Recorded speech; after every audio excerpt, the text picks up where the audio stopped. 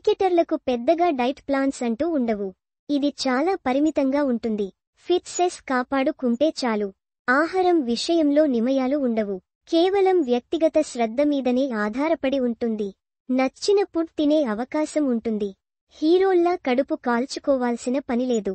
మ్యాచ్కు ఫిట్గా ఉన్నాడా లేదా అన్నదే అక్కడ ముఖ్యం. అయితే విరాట్ కోహ్లీ మాత్రం చాలామంది క్రికెటర్లకు భిన్నం. మంచి ఫిట్నెస్ ప్రియుడు. ఆరోగ్యం పట్ల జాగ్రత్త ఎక్కువ. ఎంత ఎక్కువ అంటే భార్య అనుష్క శర్మ కూడా విసిగిపోయేంతగా. అవును, ఇది నిజమతే. విరాట్ డైట్ పేరుతో నోరు కట్టేసుకుంటాడని, ఎలాంటి మసాలు ఫుడ్ దగ్గరకు రానివ్వడని అనుష్క తెలిపింది. తనకు ఇష్టమైన వంటకాలు చేసి తినమని ఎంత బ్రతిమలాడినా తినడుట. హీరోయిన్గా పనిచేస్తోన్న తానే అంత కఠినమైన డైట్ ప్లాన్ ఏ రోజు అమలు చేయలేదని విరాట్ మాత్రం తాను చూసిన ఓ డిఫరెంట్ పర్సనాలిటీగా పేర్కొంది. నాన్ వెజ్ జొలికి వెళ్లడు. అన్ని వెజ్ వంటకాలే. ఉప్పు, కారం వాటికి దూరంగా ఉంటాడు. కేవలం ఉడకబెట్టిన ఆహార పదార్థాలు మాత్రమే తీసుకుంటాడు. పండ్ల రసాలు మాత్రం క్రమం తప్పకుండా తీసుకుంటాడు.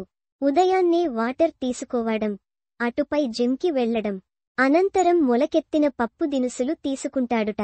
మధ్యాహ్నం ఆహారంలో కూడా వీలైనంత వరకు ఉప్పు కారానికి చాలా దూరం ఉంటాడుట.